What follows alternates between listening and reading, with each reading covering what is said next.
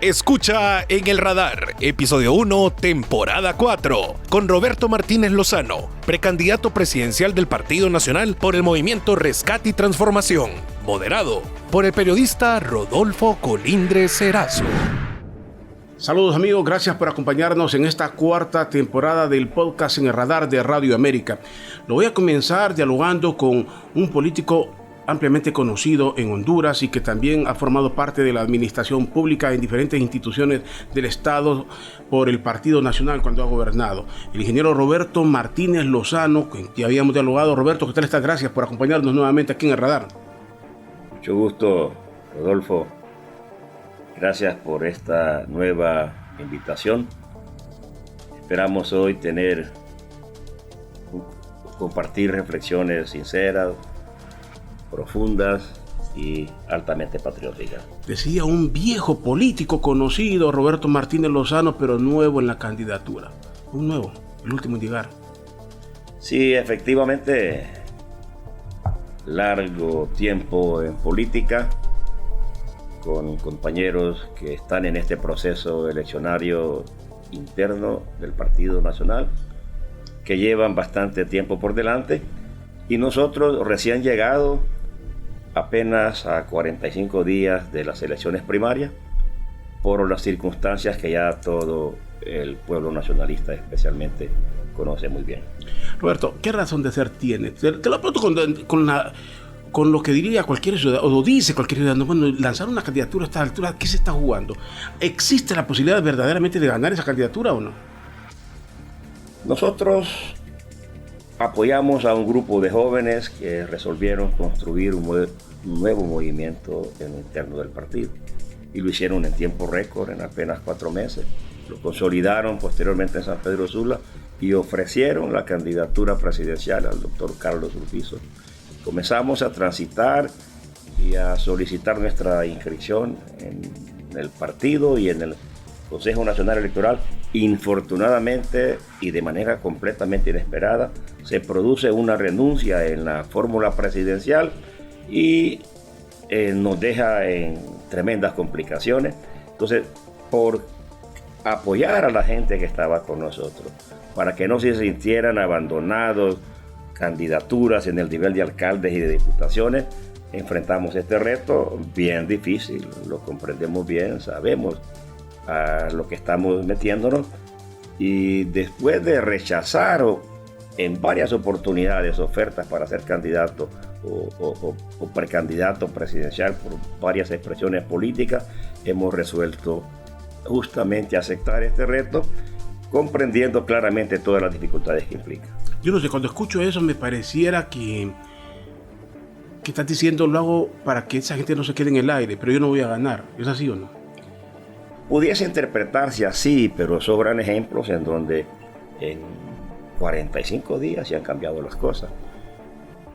En las diferentes investigaciones que conocemos, que se hacen en relación con el partido, un 60% de nacionalistas no quieren saber de los candidatos que tenemos ni de estas elecciones. Hay que tocar el corazón de muchos nacionalistas, hay que volver a levantar y motivar ese nacionalista que ahora está indiferente, prácticamente dormido, y las posibilidades en política pueden cambiar de un momento a otro. Así que no descartamos también la posibilidad de ganar, porque lo que tenemos nosotros en los diferentes municipios del país y las demostraciones que hemos dado en estos pocos días que tenemos, hemos comenzado en el Porvenir, Francisco Morazán, luego en municipios del departamento de Cortés, una tremenda demostración de respaldo a Melvin Ferraro y a nosotros en San Pedro Sula. Hemos ido a Intibucá, hemos estado en municipios del occidente de Francisco Morazán, vamos para Valle, para Choluteca, para Olancho, vamos a toda la República. No se sabe todavía qué es lo que puede pasar el día de las elecciones. Bueno, pero tú dices, mucha gente no quiere saber de esos candidatos, y efectivamente el Partido Nacional quedó muy golpeado después de los dos periodos en el gobierno, 3 periodos de gobierno. No quiere saber, pero pareciera que es esa estructura la que lleva la fórmula ganadora en este momento. Esa vieja estructura es la que se da casi por hecho que van a ganar la candidatura. Sí, porque hay ventaja en tiempo, de alguna manera ventaja cuantitativa en función a los números que tienen por delante de nosotros, pero el nacionalismo está bien atento del mensaje que presentan los candidatos, de las aspiraciones que pueden desarrollar. El partido está necesitado de más reconciliación, de más conversación amistosa, y realmente eso es lo que nos está ocurriendo. Nosotros ya estamos llegando por un mensaje de unidad, en el conocimiento exacto que partido dividido no sirve para ganar elecciones. Don Carlos Urbizo, ¿qué fue realmente lo que pasó hasta donde lo puedan contar, Roberto? ¿Qué fue lo que pasó? No creció, no sintió el apoyo, no quería financiar una campaña que la daba por perdida. Es el cuadro imaginativo que cualquiera puede tener en este momento. Él de manera pública expresó algunas de las circunstancias que lo hicieron renunciar a la posición en la planilla presidencial.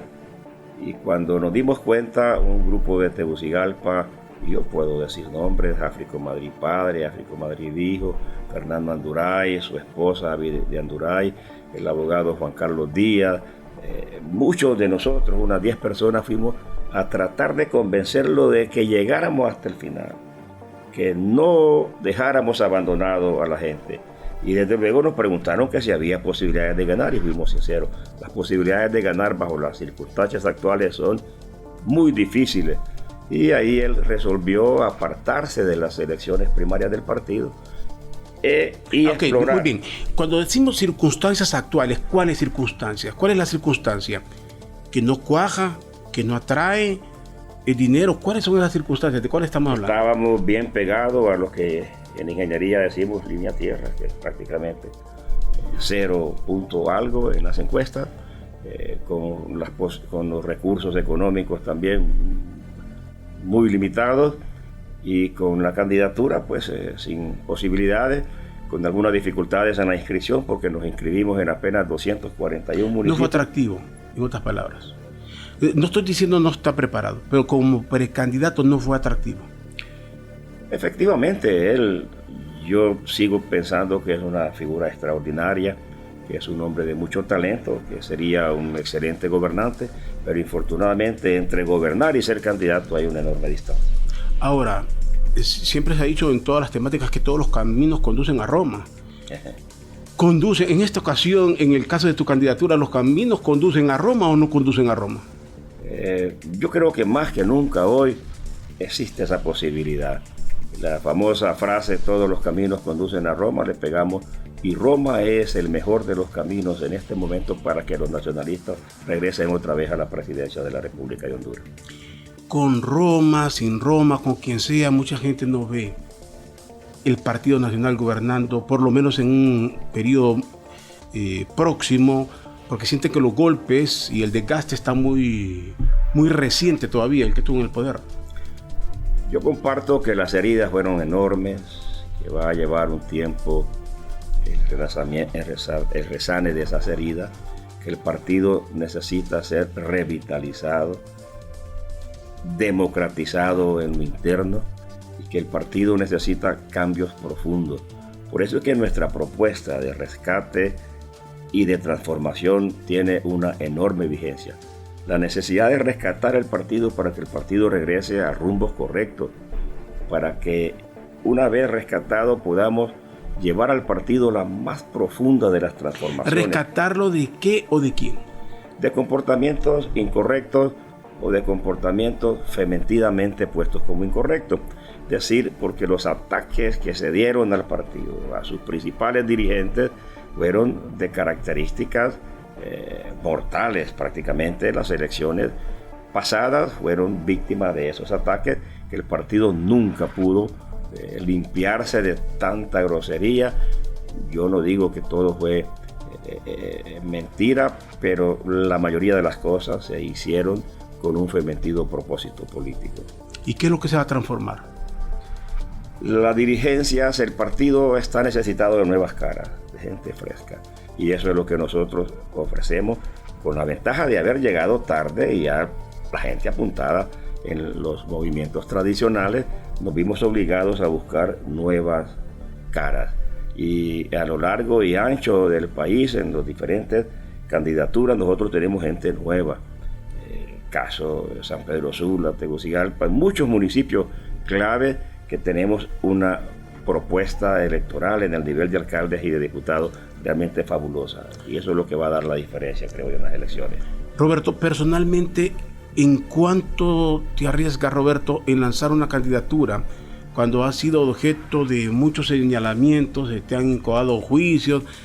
Alguna gente puede decir, este hombre es de los corruptos, de los que estuvo. Tú sabes todos los que has tenido que pasar. ¿Hasta dónde te expones a lanzar una candidatura en este momento? Yo creo que los culpables, de verdad culpables, no se atreven a venir a estos programas.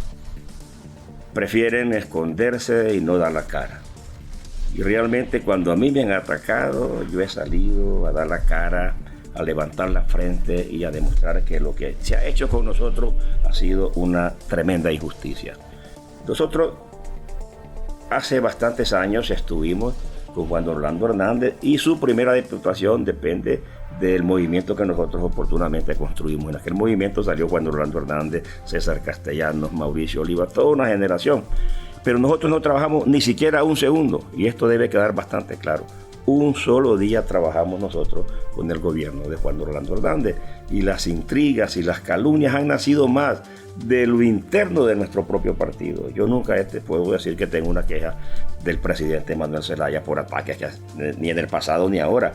Si los ataques de nosotros y de la mayoría de gente del partido nacen en nuestra propia organización, y por eso de alguna manera también es una motivación salir otra vez, porque no es justo que después de una larga vida política, en las últimas vueltas de la vida quieren manchar las páginas de un dirigente político. Okay, ¿y por qué nacen ahí en el Partido Nacional? ¿Por qué? ¿Qué líos se tienen o qué pelean internamente para que entre ustedes se ataquen? Cuando yo aspiré a ser candidato del Partido Nacional y fuimos con bastantísima fuerza, y no dejó de levantarse una nube de temores y de celos. En lo general y más recientemente, esa pregunta la estamos haciendo todavía. ¿Qué se gana atacando nacionalistas de parte de otros nacionalistas? Y nosotros lo decimos claramente y se lo decimos a todos los nacionalistas. Nacionalista que insulte a otro nacionalista no merece el voto de nadie.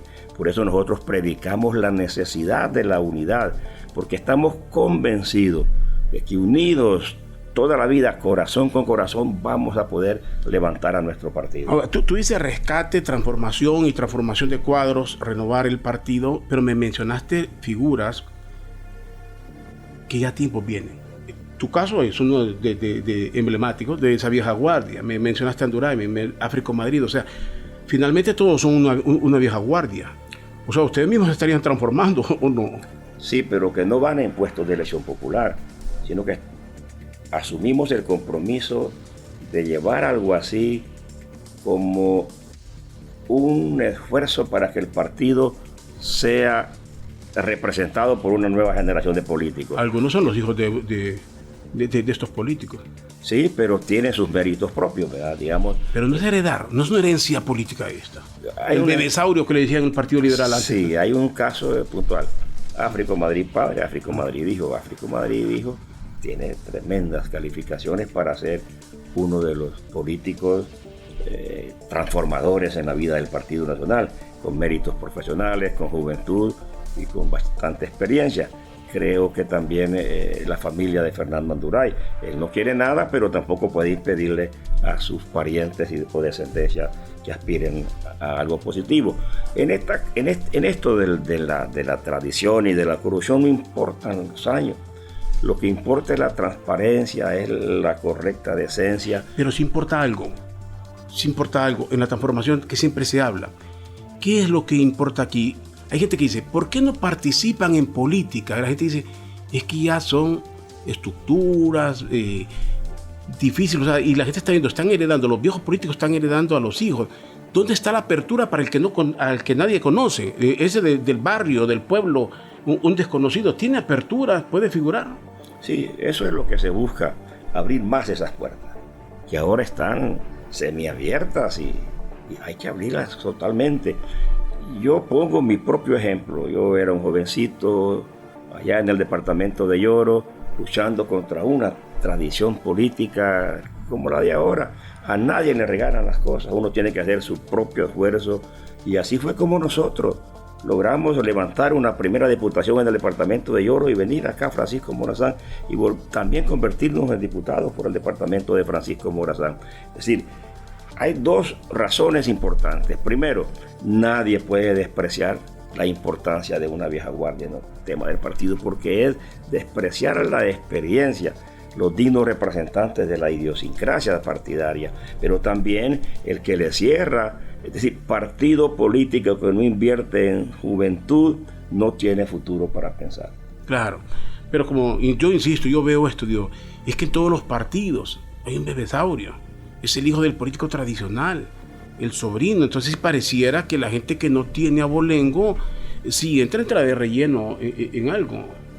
Sí, es cierto, porque no solo se ocupa ser joven, se ocupa tener voluntad, se ocupa tener recursos y claro, romper ese muro y esas barreras.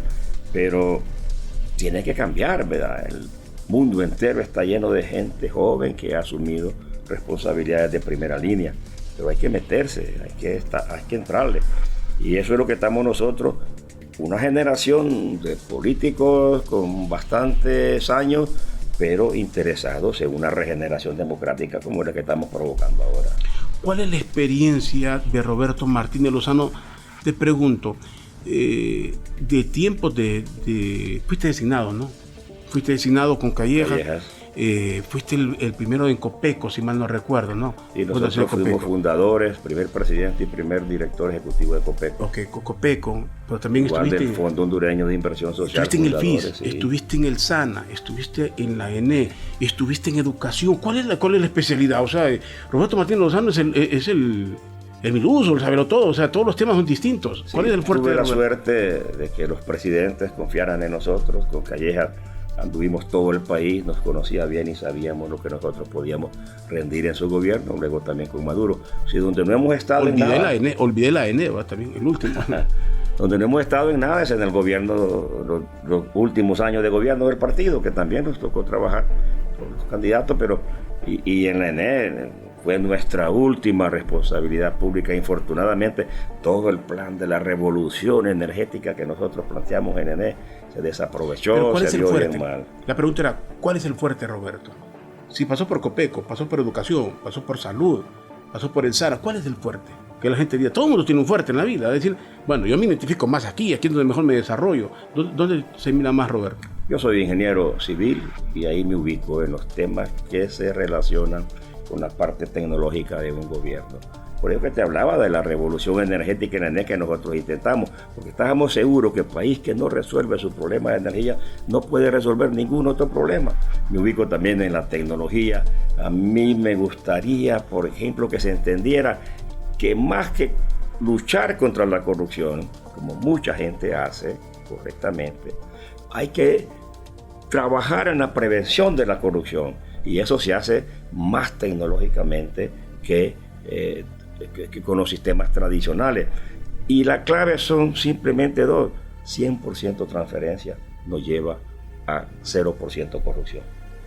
Muy bien, volvamos a la candidatura. Si el tiempo es poco, si la ventaja que te llevan algunos días es bastante grande, ¿cuál es la magia para estos días que quedan al proceso electoral para decir se puede ganar el proceso o no? Todo esto se hace como se hace en la mayoría de las cosas: cabeza, corazón y coraje. Con cabeza para tratar de encontrar un equipo de excelencia, y es el que nosotros realmente estamos conformando.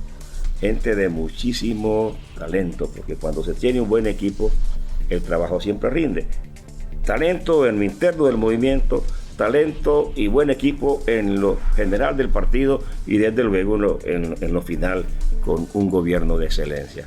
Corazón, porque hay que sentir y llevar en el corazón las cosas que uno promete. Mire, cuando tú haces en campaña promesas políticas que no piensas cumplir, cometes el delito de estafa política, y eso es lo que aquí se hace con total frecuencia y sin ningún castigo. Yo creo que las urnas son el mejor de los castigos para aquellos mentirosos que prometen cosas que jamás van a cumplir.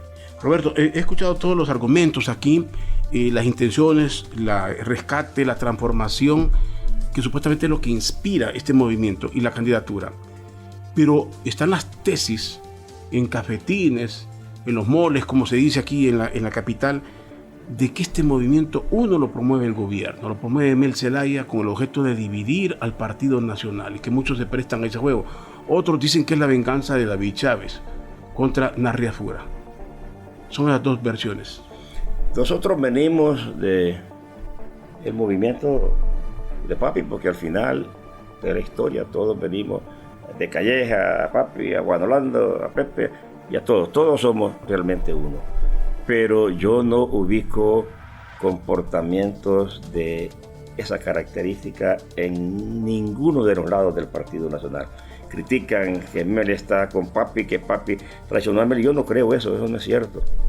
Y pero en la política, ese tipo de conspiraciones siempre han existido en política. No digo que aquí, y no digo que esa sea, pero que han existido no sería extrañar. Sí, no es extraño y es hasta correcto que hayan diálogo fraterno, que hayan conversaciones amistosas, porque eso es bueno para Honduras.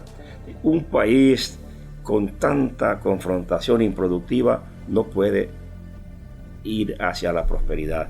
Y yo estaría de acuerdo que de manera institucional los partidos se reúnan más, conversen más.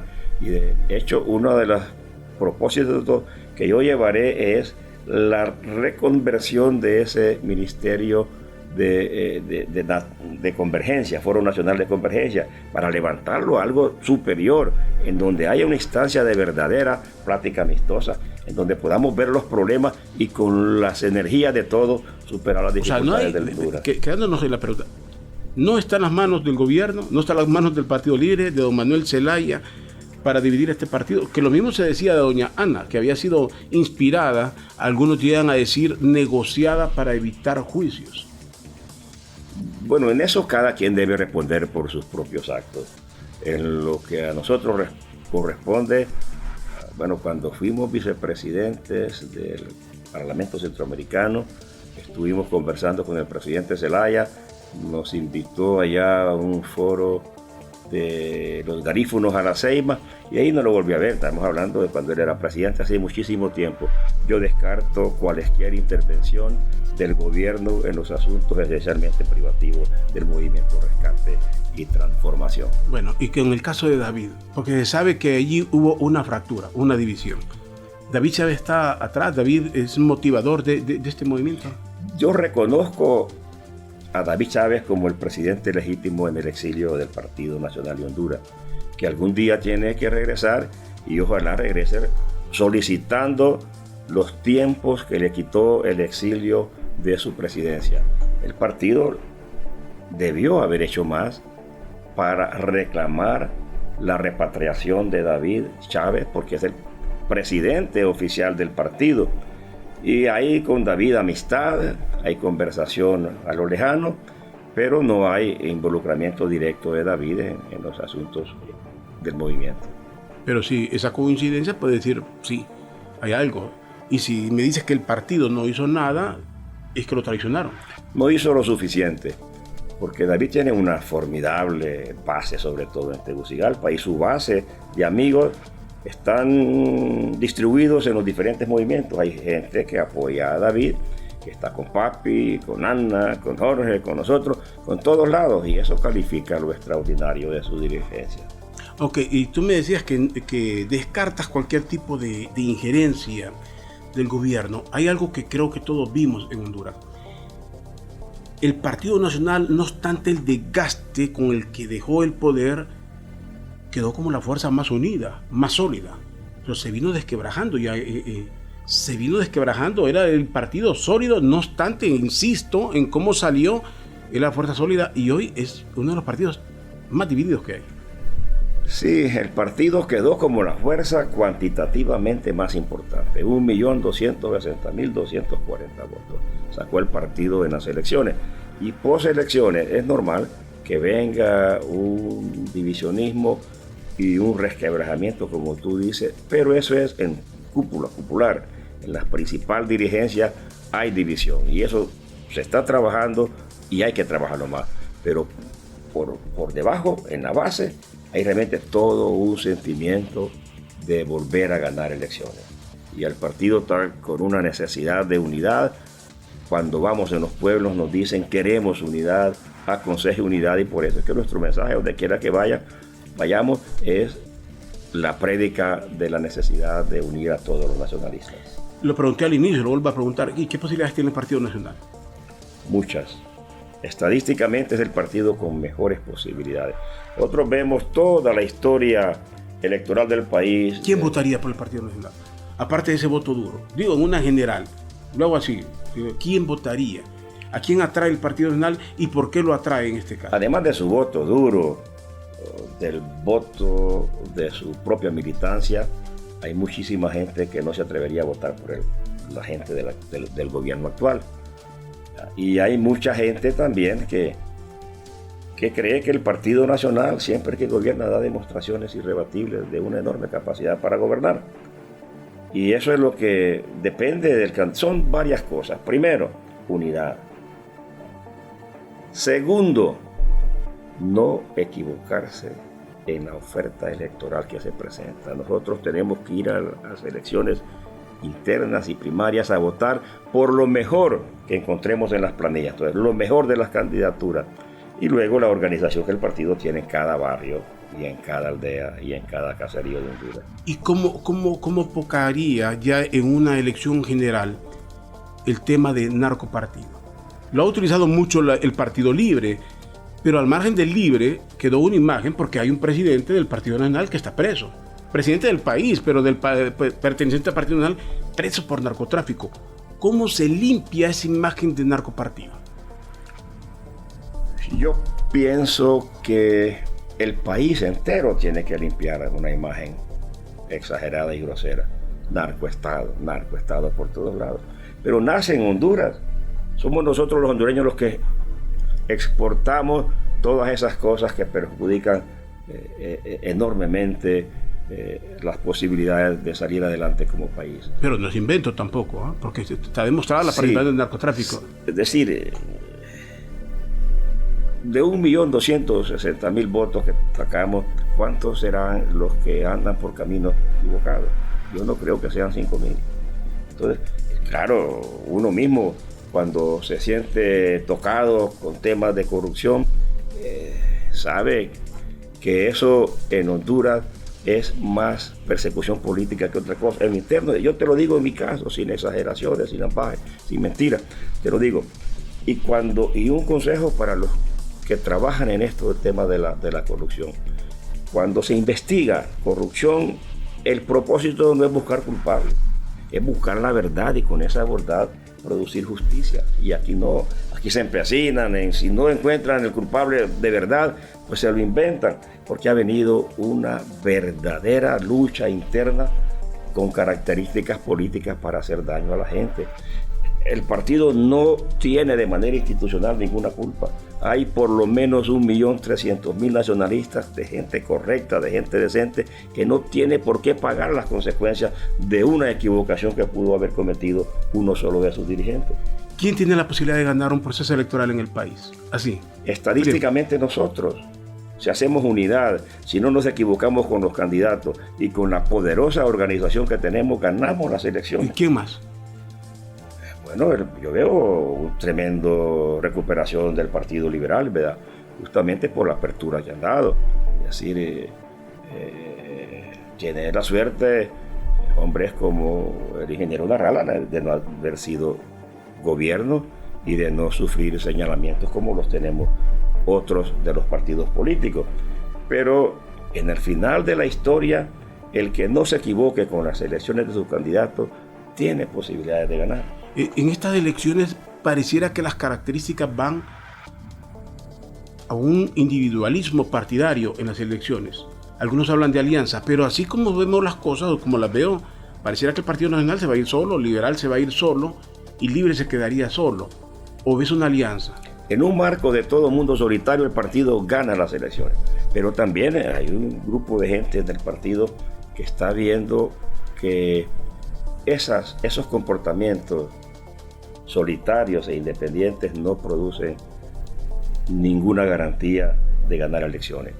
Esto se trata de un colectivismo, de saber integrar una gran fuerza de oposición capaz de ir a las elecciones generales pensando en Honduras. ¿Con quién sería? Hipotéticamente hablando en este momento.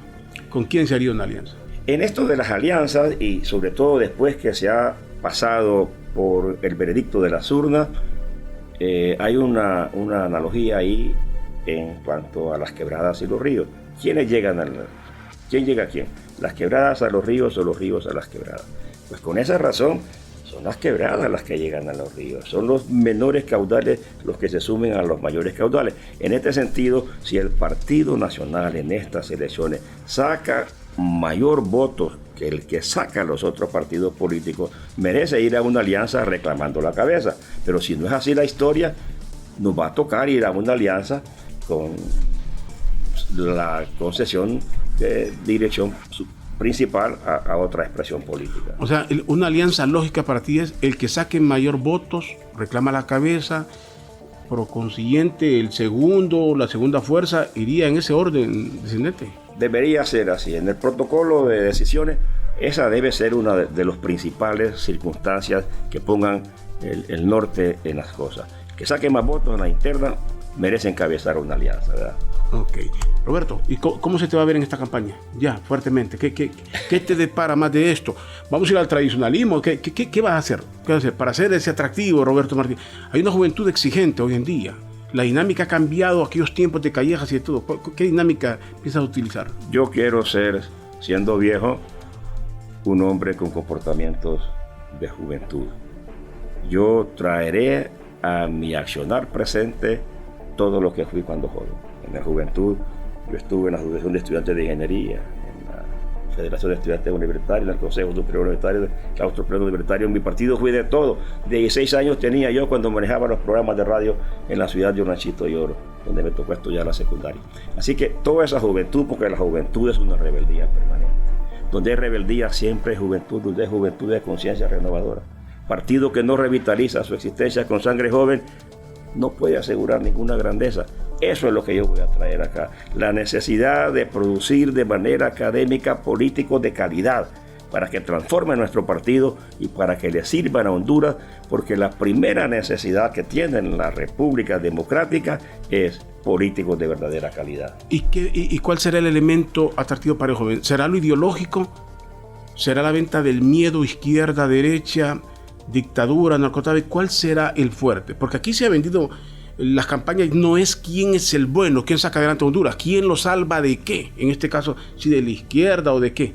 ¿Qué va a terminar la selección? Yo manejé en la campaña pasada en los estrados de asesoría y de conversación interna que eso del comunismo ya no era ya no provocaba ninguna rentabilidad política. Hay que llevar a la juventud otras cosas.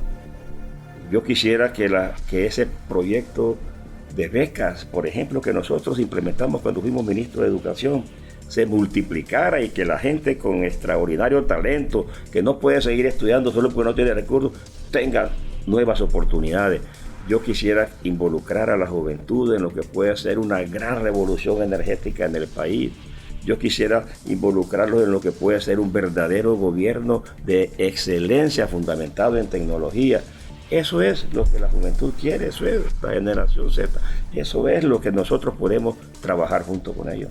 Bueno, Roberto, gracias por acompañarnos en este episodio del podcast En el Radar. Vamos a seguir dialogando. Esto está finalizando, pero comienza para Roberto Martínez Lozano como precandidato. Sí, es una nueva experiencia. No lo habíamos apuntado en el devenir de nuestro radar, pero estamos aquí satisfechos, nos sentimos contentos de ir otra vez a abrazar a la gente del Partido Nacional con un mensaje de unidad y de confraternidad nacionalista y haciendo propuestas que en nuestra opinión van a salvar a la República de Honduras. Estamos pensando en grande y en esta fase de lo interno y en la general del país vamos a hacer que el partido trate de llevar las grandes iniciativas. Como decía alguien, hay que pensar en grande, pero actuar en pequeño lo más rápido posible. Gracias. El ingeniero Roberto Martínez Lozano es precandidato en el Partido Nacional por el movimiento Rescate y Transformación. Es el último en llegar a la contienda interna de los partidos. Veremos qué suerte tiene. Gracias a todos por acompañarnos en este episodio del podcast En el Radar en esta cuarta temporada. Encuéntranos como Podcast Radio América HN en Spotify, Deezer, Apple Podcasts, YouTube Podcasts y en nuestra página web www.radioamerica.hn.